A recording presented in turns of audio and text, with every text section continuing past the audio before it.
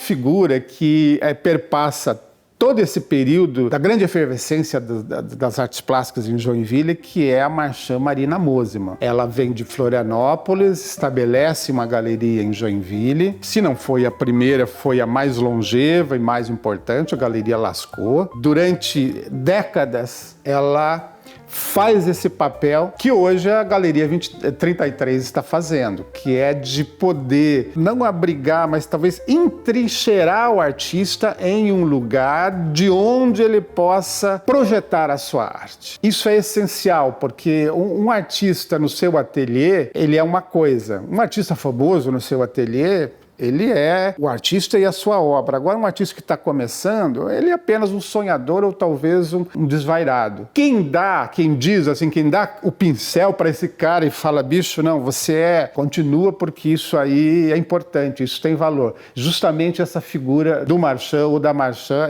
esse papel que a galeria faz. A alegria da Marina Mosman era contagiante, assim. Ela era um trator que ela se propunha a fazer e todo mundo vai junto, e todo mundo faz junto. Então a gente se motivava também. E a Marina faz isso em Joinville com muita propriedade, com muita generosidade, percebendo os artistas locais, trazendo artistas de todo o estado.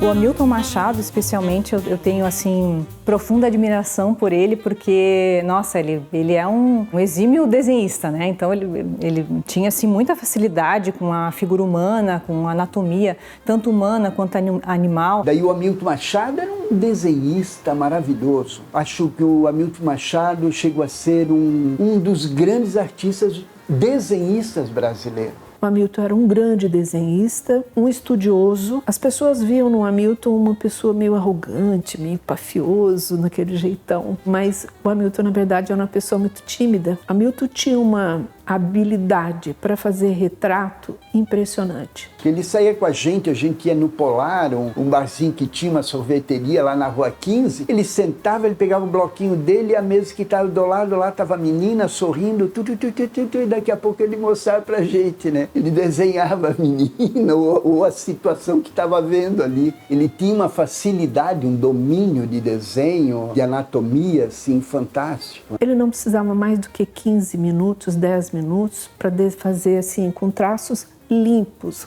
rápidos, seguros, um retrato impecável. O interessante é porque ele tinha muita facilidade em realizar retratos das pessoas. Eu acredito que ele foi um grande precursor da técnica do bico de pena aqui na cidade. Então ele tinha assim um esmero muito grande nessa técnica, tanto com algo mais pontilhado, como com as achuras que ele fazia com linhas, né, com degradês, etc. Mas ele tinha uma relação muito forte, por exemplo, com Luiz Si, eles se davam muito bem.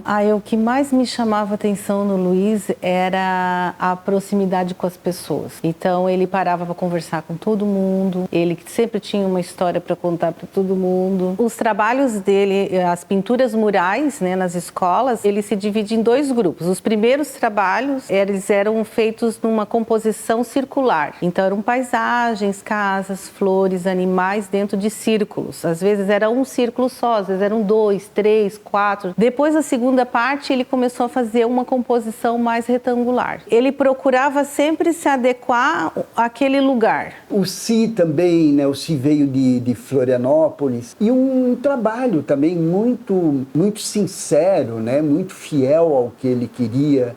Ele tinha uma técnica que era bem própria dele. Também ensinava muito com a Hamilton, chegou a fazer alguns trabalhos conjuntos com a Hamilton. E o Hamilton conseguia pegar uma atmosfera do ambiente como poucas pessoas, principalmente tratamento de céu e ambiente. E a referência dele, uma pessoa que ele admirava muito, era o seu Eugênio Colin. Ele dizia: quer aprender a fazer céu? Vai estudar a obra de Eugênio Colin. Eu até menciono o Eugênio Colin, que era um artista que vivia vendendo seus quadros com a bicicleta, né? Botava um quadro e batia nas portas. E como a gente não dava esse valor, né? Então, se a gente vê lá em Curitiba, tem artistas do mesmo calibre, que são importantes, né? Que tem um valor hoje, dentro da obra deles, muito alto. Como a gente perdeu essa oportunidade de construir esses personagens, né? A temática do seu Eugênio foi a paisagem, sempre. E a paisagem de Joinville e do Paraná. Ele tem vários trabalhos nesta linha e ele explorava sempre o céu, a atmosfera e a vegetação. Então, a paisagem natural. Era esse o foco dele. Mas é interessante que ele tinha essa produção muito consistente, principalmente nas paisagens. É um reflexo, assim, da nossa região, né? Então, ele fazia essas paisagens tanto do Paraná quanto do litoral de Santa Catarina. Então, eu acho que no quesito de paisagem, ele foi muito consistente, né? Mas é interessante que, ao mesmo tempo, ele era bem repetitivo também, né? Então, algumas obras que ele fazia eram um pouco parecidas, assim, mas eu acho que o forte dele realmente foi a pintura de paisagem. O Eugênio Colin era uma pessoa extremamente sofisticada, né, na sua habilidade de representação, de natureza, de paisagem. E a gente às vezes tem essa dificuldade de reconhecer, como se isso fosse possível ser feito por qualquer um. Mas muitas vezes ele era criticado porque as pessoas diziam que ele fazia a mesma coisa e não é verdade. O Eugênio não fazia a mesma coisa. Podia até parecer que sim, mas não era. E aí ele inventava de vez em quando, fazer uns desenhos geométricos, umas pinturas geométricas para mostrar que ele também poderia ser moderno. Eu sei que teve um momento da vida dele que ele quis assim mudar um pouco, né? Aí ele fez algumas coisas meio geometrizadas e tal. Então eu acredito que ele teve ali uma influência de uma arte mais moderna ou voltada para o cubismo, porque ele chegou a fazer algumas